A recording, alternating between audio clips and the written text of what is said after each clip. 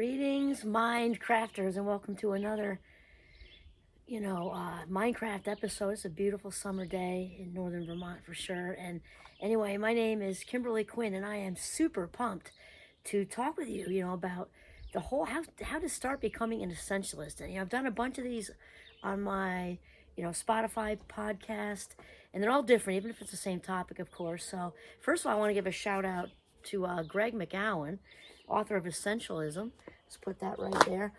This book was sort of moved along to me or referred to me by a professional group I'm in, and wow, and his sequel is effortless. But anyway, I just wanted to talk about what it is because it's been huge. I feel like I'm a grasshopper on the essentialist journey.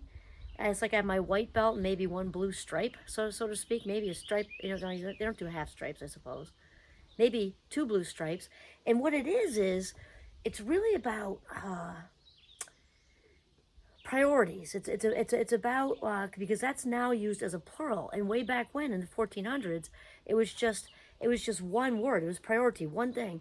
And so I've adopted Greg's book and whole theory and everything into a super practical, way of incorporating into my life. So I kind of wanted to share that with you. So each and every day, I'm doing my best, and is working actually, is to say to myself, what's important now? It's WIN. It's an acronym for what's important now. And I think so often it's easy to just passively allow our attention to get splintered off in a million directions. And you'll hear, oh, so-and-so is such a great multitasker. No, she isn't, because that's not a thing. The brain is wired to do exactly one thing at a time, and that's it. Anything else looks like is just a quick shift in attention. So really, rather than full throttle giving your energy to what's important, it's being splintered off into other things, and therefore none of it is getting your full attention. So as they say, where the focus goes, the energy flows, right? So wherever we place our focus is where our energy expenditure is going to be, which is then what is successful. And I'm talking super small level. I'm telling you what I'm doing right now. So if I'm headed into a meeting, how can I bring success to this meeting? This meeting is essential right now, even if it's because you need to be there. If you're going to need to be there, you may as well bring your best self and get something out of it, even if it's totally Boresville. There's something you can get out of it and bring your best self. Bring your best self to changing a diaper. Bring your best self to a lunch with somebody, and bring success to all of it. It's just so important.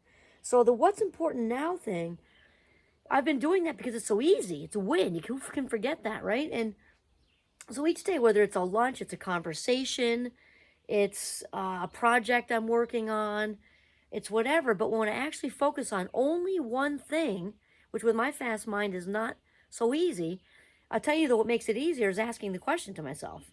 What's important now? And I walk around, my husband's used, so I walk around here talking to myself all the time. What's important now? And then when you realize there's this you don't have to do, that you don't have to do, and then it makes that one thing easier to bring success to. And so even this rolls in too.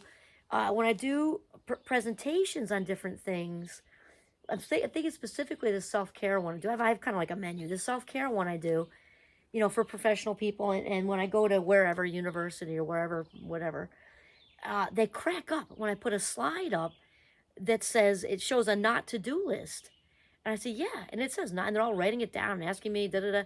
I said, it's really quite simple. You don't even need to write it down. Just remember, each and every day, without question, you can trim the fat, you can shave one thing to not do, definitely in the email area, because you don't have to answer them all. And what I do with that email thing, which is new, I'm working on it. I'm a work in progress, and it goes with the what's important now. It's very easy for me if I'm working on a creative project for Champlain, or I'm also working on a book. It's very easy for me to just dip in and think I'm going to check for 2 seconds, and then you go down a rabbit hole, and a lot of those you didn't need to be attended to on this day. And people might be saying when you get to it, that means not now, because whenever we dip in and then dip back into your creative venture, whatever you're doing, there's lag time on both ends, especially with somebody who's neurodivergent. And so because you have to kind of ease into that, then you got to ease back in, and it takes the brain a bit to change cognitive atmosphere, so to speak. So somebody wrote a book about that. and I didn't plan this, and so I'm not thinking about it fully with accuracy. I want to say it was a 4-minute work week by author I can't remember. Anyway, it's something like that. And he talks in his book about this is a lot with email is to set time, set one in the morning and one in the later part of the day, and put a time limit on it, not 8 o'clock unlimited, okay? 8 to 8:20 email answering, and then don't look at it again until 4:30 or something, or I know, plan it in there. If you've got some super high powered situation, you have to add a third one in the middle, okay, but it should still have a window. 11:30 to 11:45 or 11:45 to noon, and go to lunch and turn that freaking thing off, right?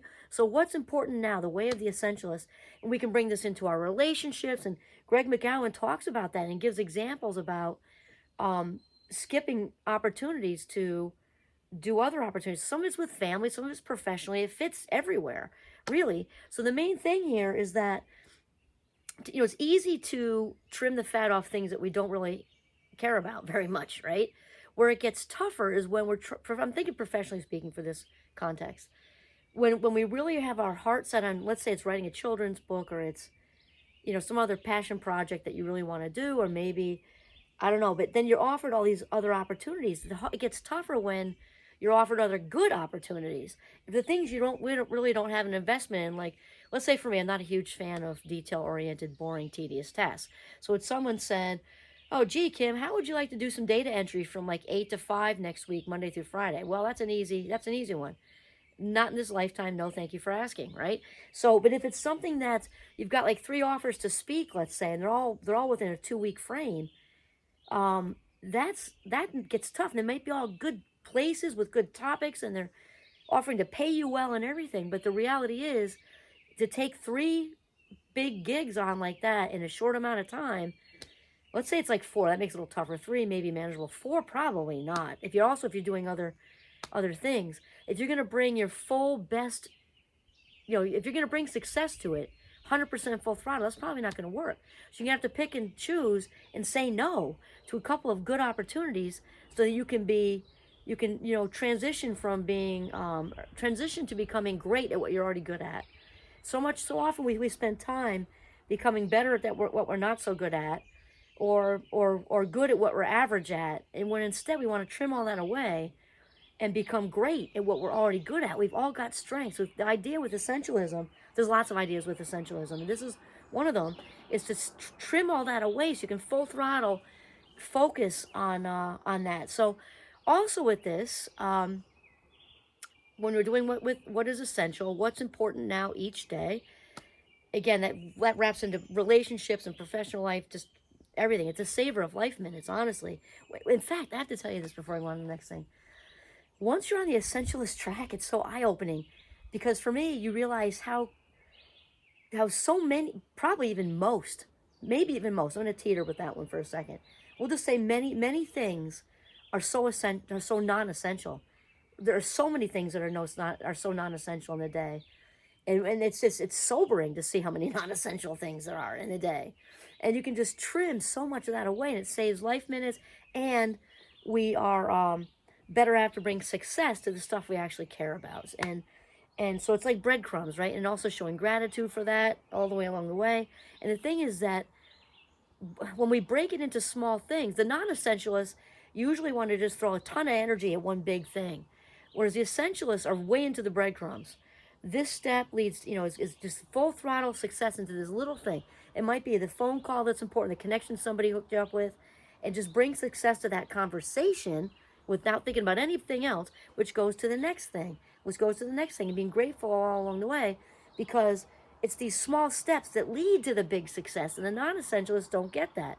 They want to just aim for the stars, throw up all over it, and have it be good in one shot. Not that can't happen, but that's less apt to happen than slow and steady wins the race, the essentialist way to do it, with small steps leading to big success. Okay, that said, the another thing that goes with this that I got from somewhere else and I don't remember, is the win list. And that is to create 3 things each day on your win list. And here's the thing. They must be doable. They must be passion-oriented only. Okay, so here's an example of what does not go on the win list. Laundry, dishes, answer emails. Does not go. Now, that's on your regular to-do list. We're not saying taking out the garbage isn't important. Okay, separate the recycle and da da da da. But that's on a to do. That's on a to do list, not your daily. I mean daily. Oh, there went a canary. Oh, what a pretty butterfly. Look at that. Wow. Okay, so the win list is about passion only, and they've got to be doable. This is the whole thing. So when I get up in the morning, I create the win list, and so it might be, make that phone call. Somebody set you up with. Maybe you wanted to write a children's book your whole life. So then somebody said, hey, I happen to know a literary agent that's in Manhattan, and da da da da, and she's my cousin's friend, and I think she listened to So, okay, that goes on the list. All it is a phone call. Then you do the essentialist thing. What's important now when you dial, okay, and you only focus on that phone call until it's over, giving 100% of your cognitive juice. Okay, next might be select a title for the book. You may not have written one word, or maybe not even the title. Maybe just your idea. That's number 2. Okay, call, idea, or reverse idea, call, and then the third one may be just jot down some bullets. That's just an example with children's book. It may be you're trying to go for a promotion. Maybe you're trying to move. It maybe you're trying, like relocate with your job. Then again, just 1, 2, 3 that are passion oriented.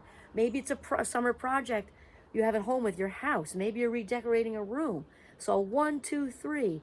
Look up ideas for this type of space.